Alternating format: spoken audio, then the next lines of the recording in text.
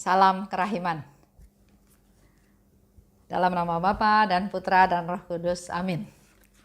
Hari ini 26 November kita akan baca dari 1503. Pada awal kehidupanku sebagai biarawati, sesudah masa novisiat, ketika aku mulai melatih diri secara khusus dalam kerendahan hati, aku merasa bahwa perendahan diri yang dikirim Allah kepadaku tidak cukup.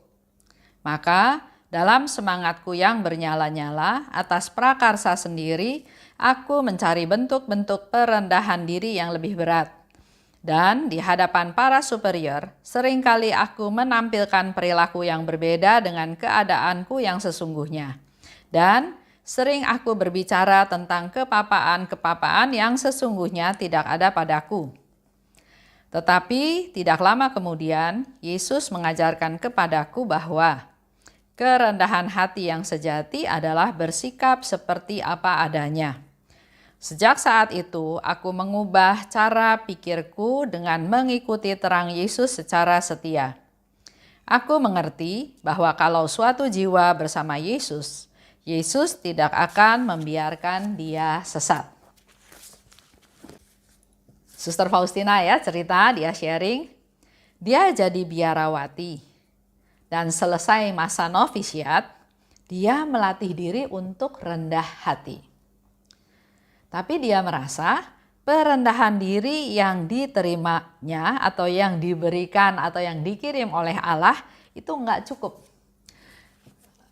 Contoh ya mungkin. Kalau contoh ya, saya misalnya pergi ke satu tempat. Panitianya meminta saya duduk di depan. Ibu silahkan duduk di depan karena ini tempat untuk ibu. Ya, saya senang ya, saya duduk di depan. Nggak lama kemudian ada panitia yang lain datang.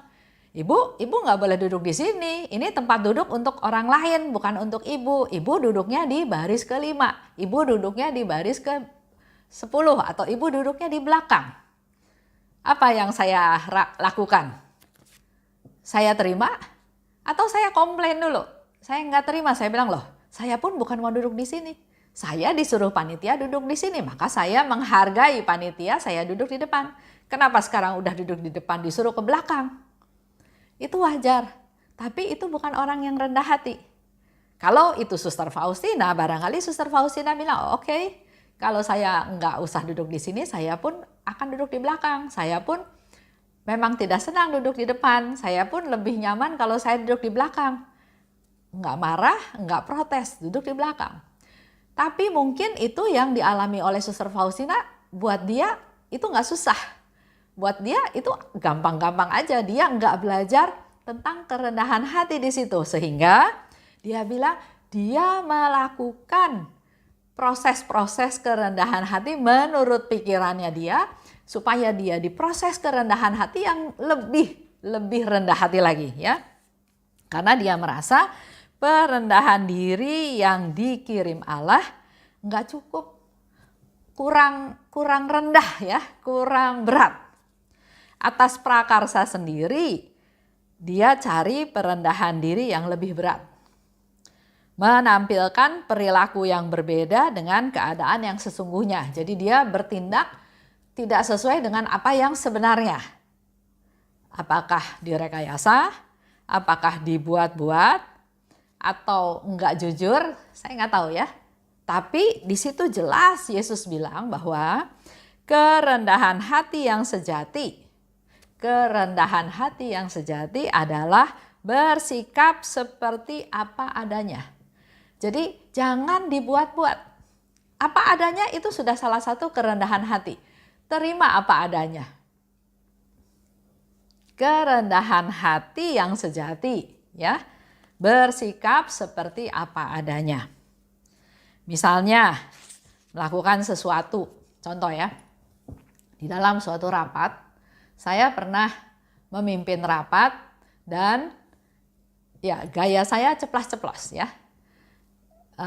Ada salah satu anggota dalam rapat tersebut yang tersinggung, yang nggak terima dengan bahasa saya yang ceplas-ceplos. Dia merasa ditegur dengan keras, dia merasa terhina, dia pokoknya kesel. Ya. Nah, saya mula-mula saya nggak tahu. Karena buat saya itu biasa aja ya. Tapi kan di situ saya juga belajar ternyata perasaan orang kan lain-lain. Pendapat orang juga lain-lain ya. Nah, pernah suatu kali dia bicara sama suami saya bahwa dia tersinggung sama saya. Oh oke. Kalau dia tersinggung ya sudah, saya harus minta maaf. Saya tidak punya maksud seperti itu, tapi kalau sampai dia sakit hati, dia tersinggung, ya saya harus minta maaf. Saya WhatsApp dia, saya minta maaf, tapi nggak dibalas. Terus pernah satu kali ketemu di gereja, pas ketemu muka sama muka, saya datang ke dia, saya salaman ya, dia nggak mau, dia buang muka, dia nggak mau salaman sama saya. Ya. Dulu saya pasti nggak lakukan itu. Tapi di dalam proses, walaupun saya tidak bermaksud menyakiti hati dia, tapi ternyata dia tersinggung karena saya, berarti saya yang salah. Maka saya harus masuk ke dalam proses untuk minta maaf. Nah, permintaan maaf saya tidak diterima, sudah 1 kali, 2 kali, 3 kali nggak diterima. Tapi hal ini bukan menjadi masa bodoh, tapi saya masuk dalam doa ya, bahwa saya bersalah, saya sudah menyinggung dia, supaya dia juga merasa dihibur, supaya dia jangan terus-terus sakit hati, jangan kesel. Itu proses saya dalam proses merendahkan diri, kerendahan hati. Sampai akhirnya suatu hari, nggak tahu bagaimana ceritanya, tiba-tiba dia WhatsApp saya, waduh saya suka cita. Oh berarti orang ini udah nggak marah sama saya karena dia WhatsApp saya. Ya saya balas. Ternyata salah. Dia salah WhatsApp, harusnya bukan ke Esther saya, harusnya ke Esther yang lain. Tapi saya imani, saya percaya itu karya Tuhan. Tuhan yang mendamaikan, Tuhan yang membuat hal itu terjadi. Ya, puji syukur ya. Setelah itu saya juga belum pernah ketemu lagi, apalagi sekarang masa pandemi. Tapi semoga hatinya sudah tidak sakit, sudah terobati dan bisa memaafkan saya.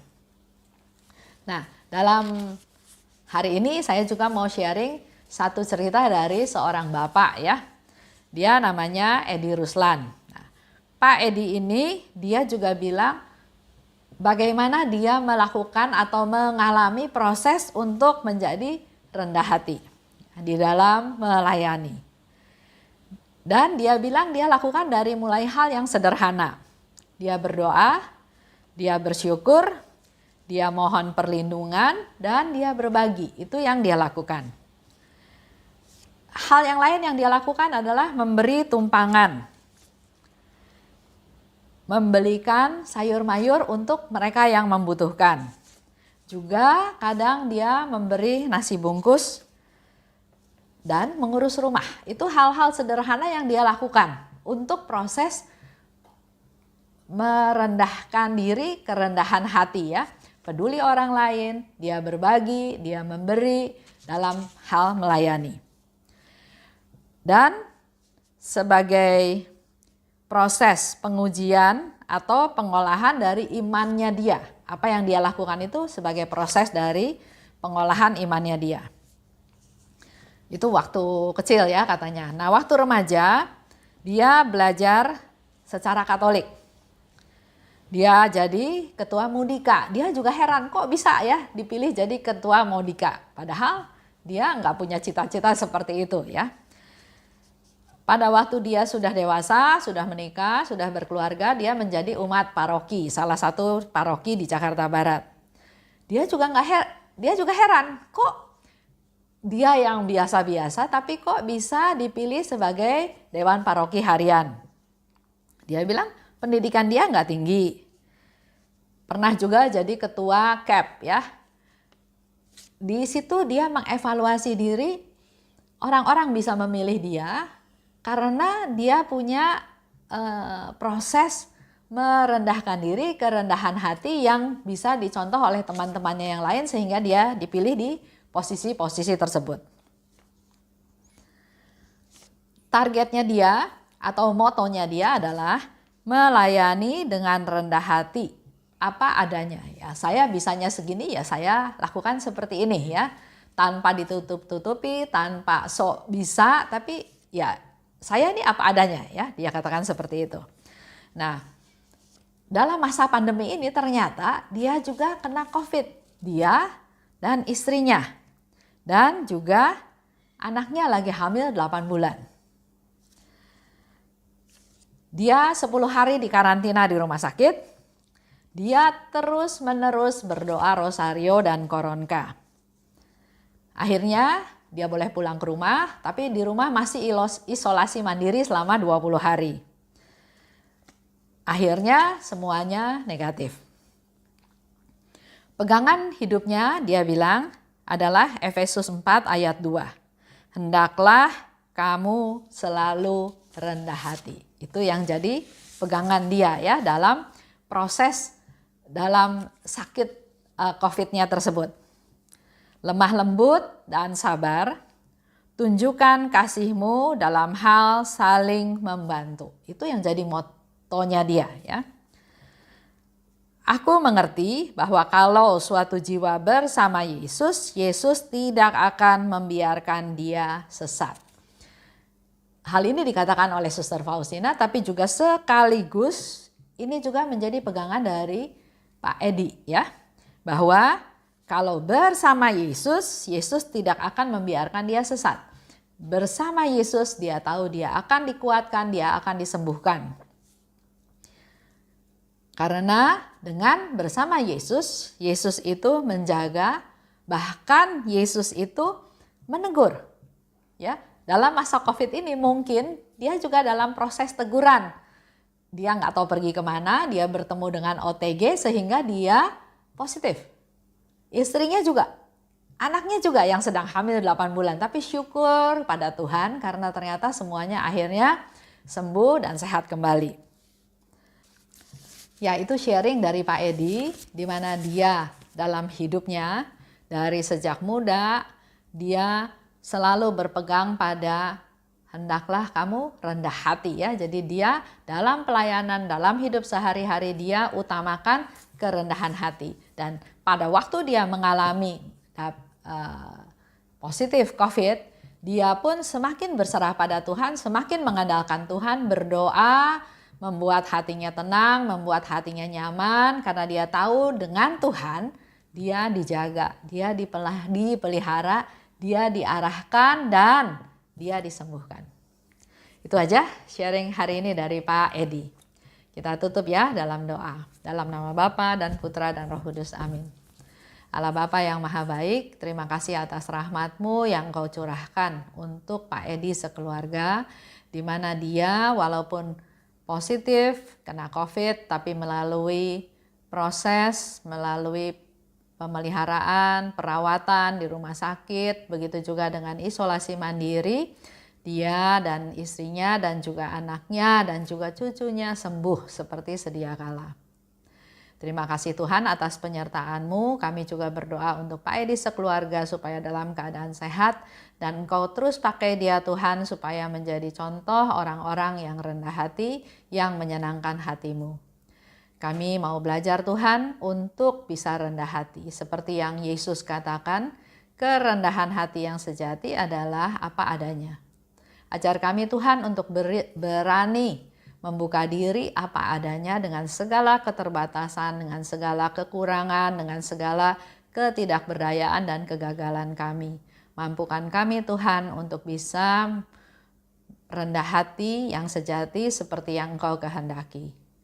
Kemuliaan kepada Bapa dan Putra dan Roh Kudus seperti pada permulaan sekarang, selalu dan sepanjang segala abad. Amin. Dalam nama Bapa dan Putra dan Roh Kudus. Amin. Salam kerahiman.